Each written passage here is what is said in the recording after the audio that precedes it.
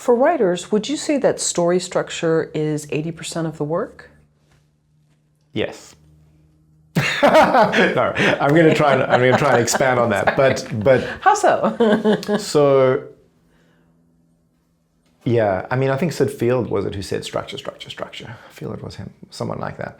Or maybe it was McKee. One of them was like, story is structure. And it does seem to be that way. I think here is the thing though. The structure of a story is its own thing for each story. Each story has its own internal logic and its own internal structure that's very delicate, but very strong. And so as a writer, we have to create moments and scenes that fit together perfectly in a particular order.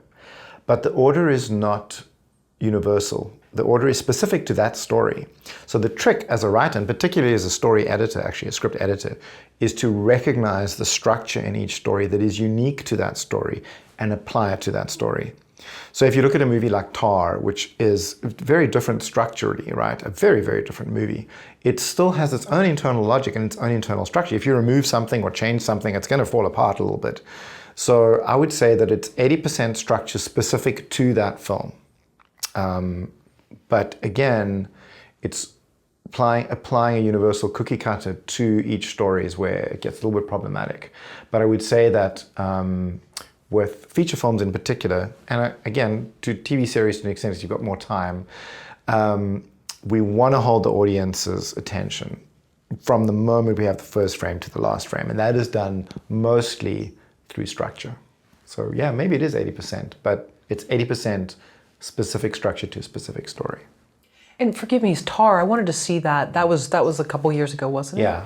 Yeah, and can we just talk about what the story's about? Sure, if I can remember. She's a conductor? Yeah, so in the story Tar, they did something very, very different. She's a conductor who is accused of having an inappropriate relationship with someone who was in her orchestra.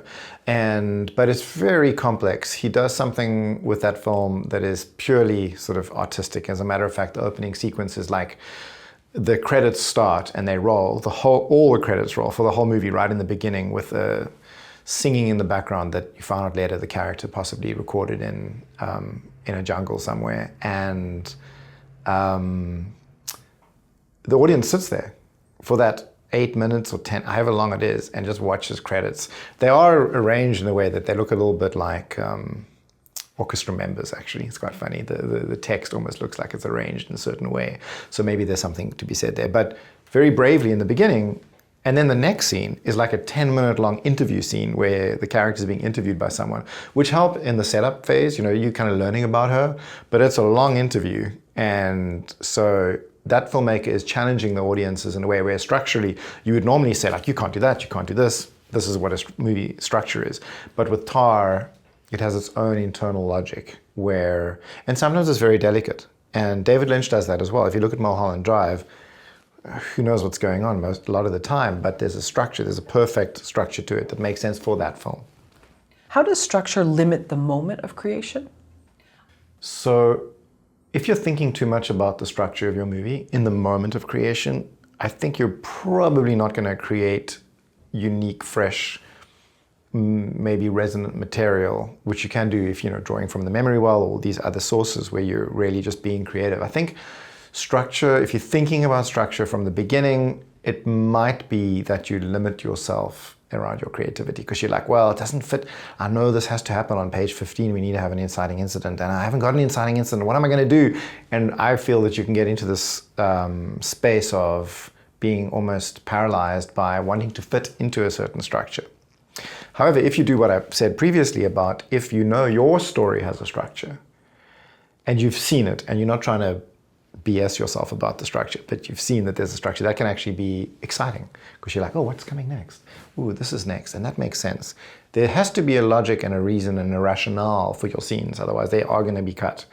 But I think, yeah, it can be limiting if you're just thinking you're wanting to apply, someone else's formulaic structure onto your work. Maybe it can limit your moment of creativity. And as we said previously, there is some need for it because then it could just become this this experiential Exactly. mess, Yeah. and maybe the writer understands it, but no one watches. Exactly. And your audience, you have to think about the audience. You know, I think one of the things about structure is an unstructured film you may be just focusing on what you want to do as an artist, and you're not thinking about your audience. I'm one where when I'm watching a movie, I'm in direct correlation, direct conversation with the director and the writer when I'm watching the movie. I'm talking, the writer is talking to me, the director is talking to me. It's a conversation. If you're just telling me about your world and I can't follow what's going on, you're not talking to me. You've actually done a cardinal sin as a writer, is you're not taking the audience into consideration in some way.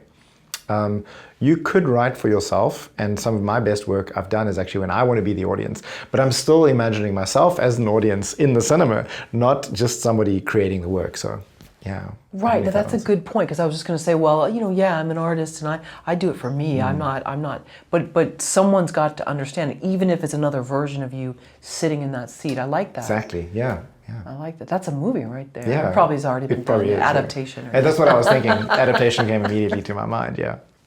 What is plot? That's such a great question. I know Robert McKee knows. You should ask him. No.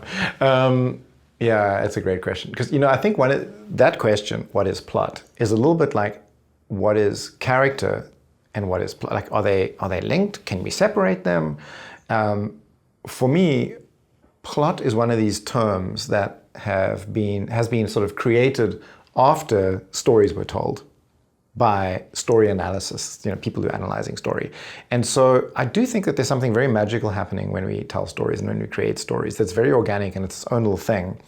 And then when we try and analyze them and make them better, we find terms like plot, structure, character, and then, we have all these terms that we apply to it. And so I actually think your question is great because it puts someone on the spot to try and explain, what is this thing plot you're talking about? It's like, it's a series of scenes, one following after another, where, when you link them together, there's some sort of causation between the two that creates a story. You could tell some sort of formulaic answer. But actually what I really like about it is it sort of puts up what's actually going on when you're writing a story in terms of that creative, that sort of organic thing that's, for me, a little bit more mysterious. So yeah, I don't know. I would say, that's why I was joking when I said ask Robert McKee, but I kind of mean it. Like, ask a script guru who's got a whole section in his book on plot. They might be able to tell you. I don't actually, if we're really going to get down into the nitty-gritty answer of it, I think it's a little bit more imprecise than people actually use it as, if that makes sense. When you say mystery, and I don't need to refer to the genre of mystery, but do you think that human beings enjoy being fooled or led along in their story, or they want to be 2 steps ahead because it makes them feel like they're in control and life isn't so scary? Wow. Great question. I think it's both, definitely. So I think that human beings have always loved stories. And for example, the story of the hunt was one of the sort of first stories where, someone is going to now come back from the hunt and tell the community what happened on the hunt. And the reason they're doing that is they want to tell you where the animals are and how they got to them. And there's a meaning behind why they're telling the story. And they will tell it, there's a clue. There was a little footprint. We followed the footprint. Then the footprint went around a bush, and then the bush was broken. And then we followed the bush further, and then around the corner was a thing, and then there was a cliff, and then we had to climb down the cliff, and then there was the animal, and then it did this, and then we had to use this thing to kill it with. And so there is a flow, and actually in a way a sort of a plot and a story structure to that story. But the way the audience is being drawn along is that they're being given little clues along the way, which I think is why murder stories, like, detective stories are still so popular. They're sort of within our DNA in some way, following clues to find the animal, to find the killer. I think that human beings love that process. And I do think that it's very important to keep them guessing. It's great if you can have them figure it out just the moment before you reveal it, like, I've got it, and then they have got it, and they feel very clever. Of course, you also do sometimes want to undercut them, but the problem is if somebody doesn't see something coming at all, and you haven't giving them information about this thing, it's very frustrating for a reader or an audience member if you reveal something and you haven't given them any foreshadowing, or they've been given no information, and then it's like cheating in a way, that you just make something happen at the end of your story, and you're like, well, because I wanted to make it happen. I feel like that can be cheating, yeah. And audience feels, cheated, I guess. Yeah. And so it's almost like playing a game. If you're playing Scrabble or Candyland with someone and you never win, you're like, well, I don't know if I want to keep playing. Exactly. But if you can win 1 time out of 10. Yes. Okay. Exactly. That's exactly it. Yeah, I love that. Yeah. Just 1 time out of 10. Then I'll keep playing. I'll keep engaging in the conversation. Yeah.